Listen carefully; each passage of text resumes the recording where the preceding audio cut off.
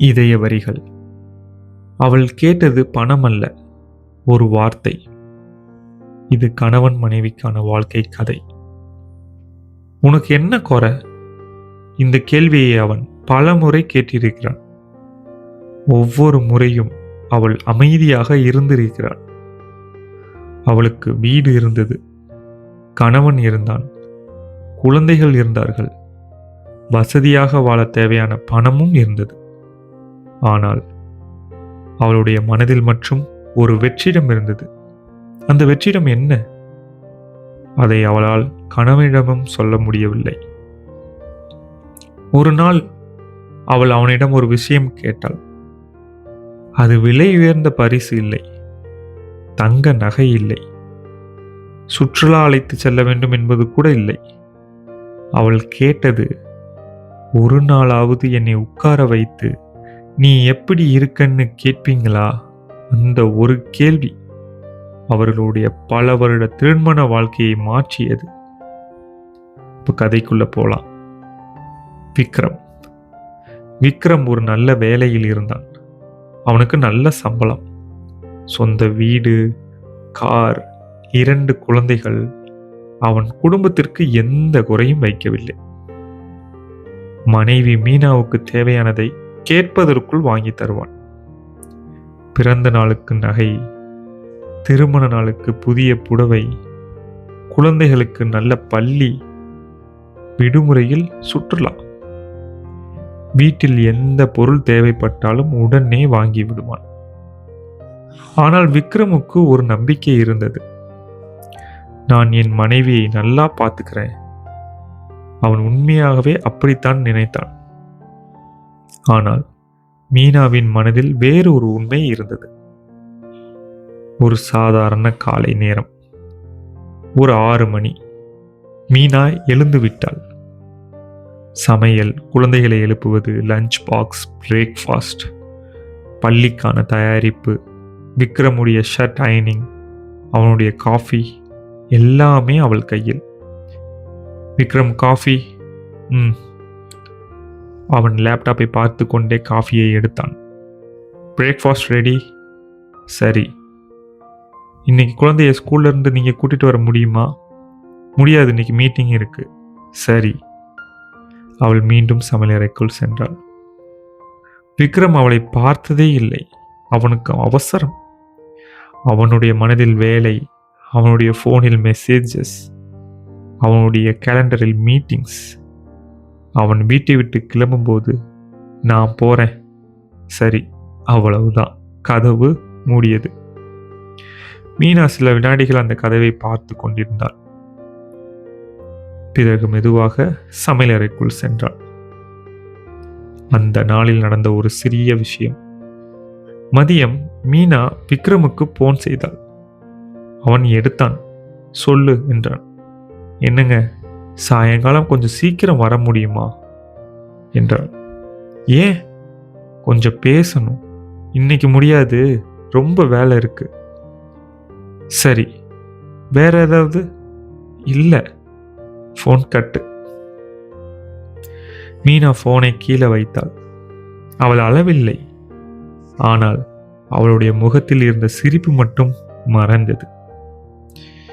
இரவு. விக்ரம் 9:30 மணிக்கு வீட்டிற்கு வந்தான். மீனா சாப்பாடு பரிமாறினாள்.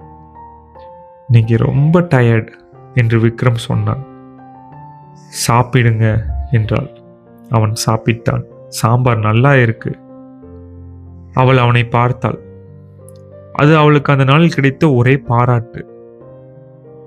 அவள் சிரித்தாள். நன்றி. சாப்பிட்டு முடித்ததும் விக்ரம் போன் எடுத்துக்கொண்டான்.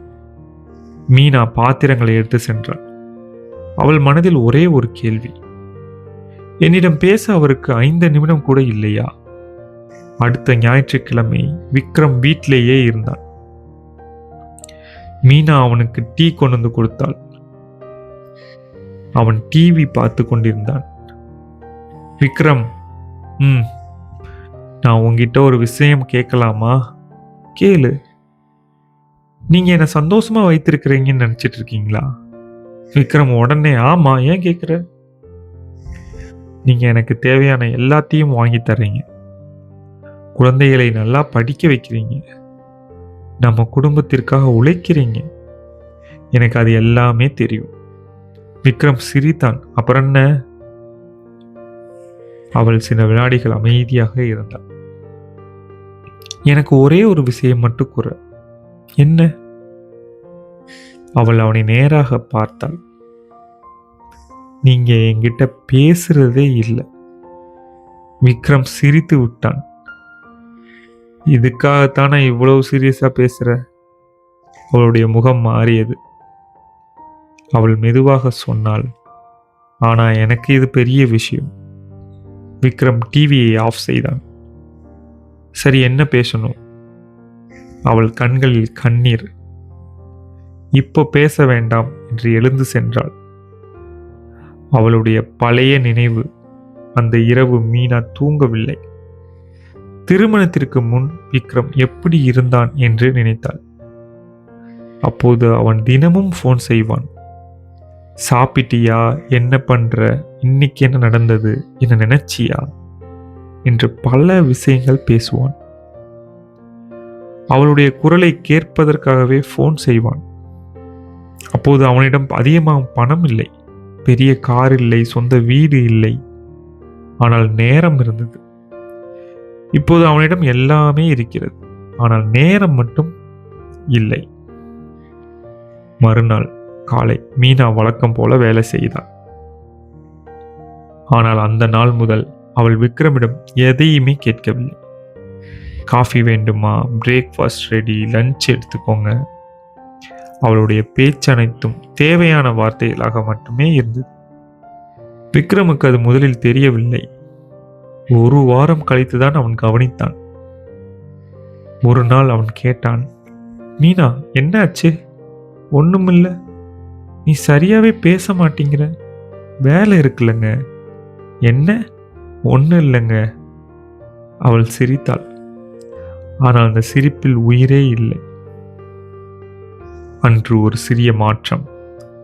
அன்று விக்ரம் அலுவலகத்தில் இருந்தபோது அவனுடைய நண்பன் ரமேஷ் அவனை சந்தித்தான். டா, நீ ரொம்ப டயர்டா இருக்க. வீட்டிலும் சரியில்லை. என்ன பிரச்சனை? விக்ரம் நடந்ததை சொன்னான். ரமேஷ் சிறிது நேரம் அமைதியாக இருந்தான். பிறகு கேட்டான், நீ உன் மனைவியிடம் கடைசியாக எப்போது உட்கார்ந்து பேசின? விக்ரம் யோசித்தான். அது தெரியலடா. அவளுக்கு என்ன பிடிக்கும்? எல்லாம் தெரியும். சரி, கடைசியாக அவள் எப்போது சந்தோஷமாக இருந்தாள்? விக்ரம் அமைதியாகிவிட்டான். அவனுக்கு அந்த பதில் தெரியவில்லை. ரமேஷ் சொன்னா, டா, நீ அவளுக்கு தேவையான பொருட்களை எல்லாம் வாங்கி தர. ஆனா அவளுக்கு தேவையான மனிதனாக நீ அவளுடன் இருக்கிறாயா? அந்த வார்த்தை விக்ரமுடைய மனதில் பதிந்தது. அந்த இரவு விக்ரம் வீட்டிற்கு வந்ததும் மீனா சமையலறையில் இருந்தாள். அவன் நேராக அவளிடம் சென்றான். மீனா, இன்னைக்கு சாப்பாடு வேண்டாம். அவள் ஆச்சரியமாக பார்த்தாள். ஏன்? முதலில் என் கூட உட்காரு. அவள் வந்து உட்கார்ந்தாள். விக்ரம் சில நொடிகள் அமைதியாக இருந்தான். பிறகு கேட்டான், நீ உண்மையிலேயே சந்தோஷமாக இருக்கிறாயா என்று. அவள் எதுவுமே சொல்லவில்லை. அவன் மீண்டும் கேட்டான், உண்மையை சொல்லு என்று. மீனாவின் கண்களில் கண்ணீர் வந்தது. எனக்கு உங்க மேல கோபம் இல்லை. அப்போ நான் உங்களை மிஸ் பண்றேன். விக்ரம் அதிர்ந்தான். நான் தினமும் வீட்டில் தானே இருக்கேன். நீங்க உடம்பால வீட்டில் இருக்கீங்க. ஆனா உங்க மனசு எப்போதும் வேற இடத்துல இருக்கு. அவன் அமைதியாகிவிட்டான். அவள் தொடர்ந்து சொன்னாள், எனக்கு நகை வேண்டாம், புடவை வேண்டாம், வெளியே சாப்பிட அழைத்து செல்ல வேண்டாம். நான் நாள் முழுவதும் வீட்டில் தனியாக இருக்கிறேன். நான் பேச வேண்டும். யாராவது என்னை கேட்க வேண்டும். நான் ஒரு மனைவி மட்டுமில்லை, நானும் ஒரு மனிதன். விக்ரமனின் கண்களில் கண்ணீர். அந்த இரவு அவன் ஒரு விஷயத்தை புரிந்து கொண்டான். அவன் நினைத்து கொண்டிருந்தான், நான் குடும்பத்திற்காக எல்லாம் செய்கிறேன். ஆனால் குடும்பம் அவனிடம் கேட்டது, நீ எங்களுடன் இருக்கிறாயா என்று. அவனுடைய தவறு பணம் சம்பாதிப்பது இல்லை, வேலை செய்தது இல்லை. அவனுடைய தவறு அன்பை கொடுப்பதற்கான நேரத்தை மறந்துவிட்டது. அடுத்த நாள் முதல் விக்ரம் ஒரு சிறிய முடிவு எடுத்தான். தினமும் இரவு 30 நிமிடம் போன் இல்லை, லேப்டாப் இல்லை, டிவி இல்லை, வேலை இல்லை. அவன் மனைவியுடன் மட்டும் பேச வேண்டும்.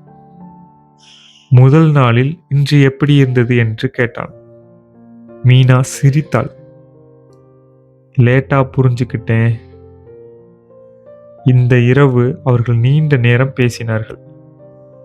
குழந்தைகளை பற்றி, பள்ளி பற்றி, வீட்டு செலவு பற்றி, அவளுடைய ஆசைகள் பற்றி, அவனுடைய வேலை அழுத்தம் பற்றி.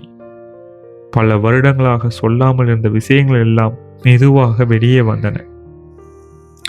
ஒரு சில மாதங்கள் கழித்து விக்ரமுடைய வேலை இன்னும் அதிகமானது. ஆனால் இப்போது அவனுக்கு ஒரு விஷயம் தெரியும், வேலை முடிவதில்லை. ஒரு மீட்டிங் முடிந்தால் இன்னொரு மீட்டிங், ஒரு ப்ராஜெக்ட் முடிந்தால் இன்னொரு ப்ராஜெக்ட். பணம் சம்பாதிப்பதற்கு முடிவே இல்லை. ஆனால் குழந்தைகளின் சிறு வயது திரும்ப வராது. மனைவியுடன் கழிக்க வேண்டிய நேரமும் திரும்ப வராது. அதனால் சில நாட்களில் வேலை முடிக்காமல் வீட்டுக்கு வருவான்.